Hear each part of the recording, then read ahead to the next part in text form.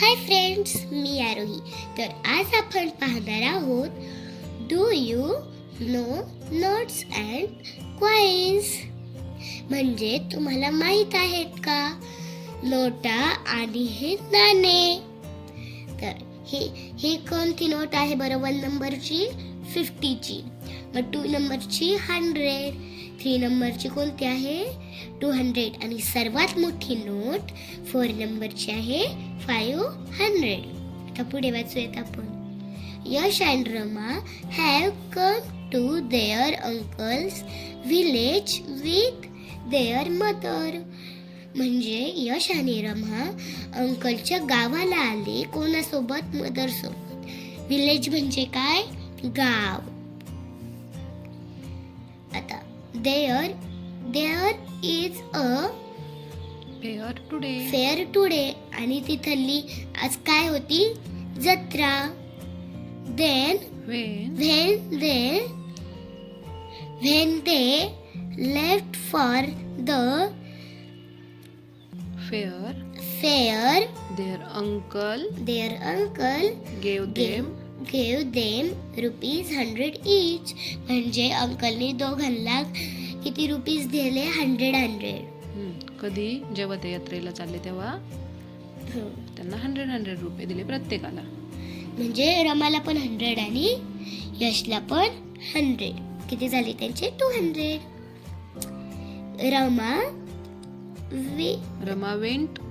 Rama went to Nandu Kaka's shop and asked for change. Nandu Kaka gave her the following. म्हणजे ती Nandu काकाच्या shop वर गेली. तिला पैसे सुट्टे करून पाहिजे होते. मग नंदू काकाने तिला खालील प्रमाणे सुट्टे करून दिले. कसे दिले बघ? तिने 100ची नोट दिली नंदू काकाला. मग नंदू काकाने तिला काय काय दिलं? 1, 2, 5 चे कॉइन, 20, 50 चे नोट्स. आता खाली काय दिले? In the empty box write the value of the note or coin above it. म्हणजे आपल्याला यांची व्हॅल्यू द्यायची, म्हणजे हे अंक द्यायचे. हे किती आहे? 2, हे 5, हे 20, हे पण 20 आणि हे किती आहे? 50. झाले. पुढे आपण आता ते किती झाले बघ? 50 plus 20 70 plus 20 90 plus 5 95 plus 2 96 97 98 99 आणि 100. मग तिला नंदू काकाने असे सुट्टे करून दिले पैसे. पुढे now convert ₹100 into small change in 3 different way.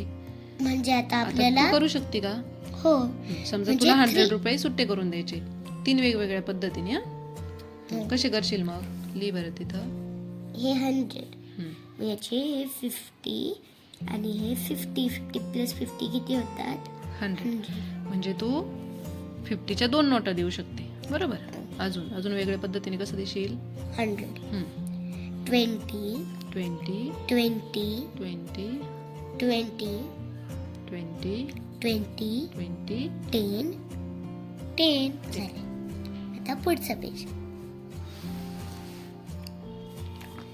Let's go to the market. म्हणजे आता आपल्याला कुठे जायचंय बरं? ह्या मार्केटमध्ये. Look at our shop. म्हणजे आता आपल्याला हा शॉप पाहायचा आहे. पुढे इथे काय दिले? आता Here we pick up whatever we need. म्हणजे आपल्याला ज्या वस्तूंची गरज असेल ते आपल्याला तिथून घ्यायची आहे. आणि अजून काय करायचे बरं? Calculate their total price. आणि कॅल्क्युलेट प्राइस करता आपली. पुढे नाही ग, म्हणजे आपण वस्तू घेतल्या की त्याची प्राइस कॅल्क्युलेट करायची. आपण किती वस्तू घेतल्या त्याची प्राइस टॅग त्यांनी तिथं लावलेले आहेत. ते पाहून आपण आपली प्राइस कॅल्क्युलेट करायची, म्हणजे मोजायची. आता before living the shop we place the amount amount in the box for money. आणि आपलं घेऊन झाल्यानंतर तिथे एक बॉक्स असतो, त्याच्यात आपल्याला काही टाकायचे आहेत पैसे. त्या शॉपच्या बाहेर जाण्याच्या आधी त्या बॉक्समध्ये आपली जेवढे आपण खरेदी केलेली असेल त्याची जेवढी प्राइस झालेली असेल ती त्याच्यामध्ये टाकायची. आता काय काय दिसते इथं बघ, बॉल, कार, टॉप, डॉल, काय टॉयज आहेत म्हणजे कार सगळे. परत बरेच आहे अजून ना. परत आता खाली काय पेन्सिल, दिलंय? इरेजर, चॉकलेट, मिल्क, बनानाज, पुडी. John bought a doll and a car. म्हणजे त्याने काय काय घेतलं? बॉल आणि कार. बॉल आणि कार. मग हे कार कितीची आहे? 60 ची आणि बॉल 25 ची. मग 0 + 5 5, 6 + 2 8. किती झाले? आपली प्राइस झाली 85. He put 85 rupees in the box. पुढे Soni bought a doll and a top. म्हणजे तिने काही घेतलं, डॉल आणि टॉप. डॉल कितीची आहे? 60 ची आणि टॉप 10 चा. 0 + 0 0, 6 + 1 7. किती झाले? 70. She put 70 rupees in the box. पुढे आता Devansh bought 2 bananas and a glass of milk. त्याने किती बनानास घेतले? 2 घेतले. आणि इथे काय? 1 बनानास 3 रुपीज. बरोबर. मग 2 आणि bananas 1 डझन किती आहे? 36 ला. मग 3 + 3 6. मग 2 बनानास कितीला झाले? 6 ला. पुढे काय आहे? मिल्कचे एकच ग्लास. मग 15 ला 1 लिहिलं. 6 + 5 11. 1 आणि 1 2. किती झाले? 21. He put 21 rupees in the box. Pari bought 1 notebook and 2 pencil. म्हणजे तिने 1 नोटबुक घेतली कितीला? 20 ला. आणि 2 पेन्सिल घेतले. 7 + 7 14.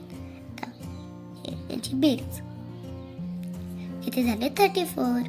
म्हणजे she put 34 rupees in the box. You choose. म्हणजे बघ आता खाली काय दिले?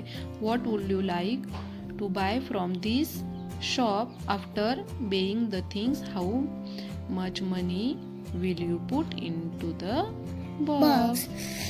म्हणजे तुला काय आवडेल बरं तिथून घ्यायला, आणि घेतल्यानंतर तू त्याचे किती पैसे त्या बॉक्स मध्ये टाकशील? मला ही डॉल 80 रुपीज आणि ही नोटबुक 20 रुपीजची. किती होतील माझे? 100. अच्छा, मग तू त्या बॉक्स मध्ये किती पैसे टाकशील? 100 रुपीज. तर चला भेटूया अशा छान छान व्हिडिओ सोबत. तोपर्यंत बाय बाय.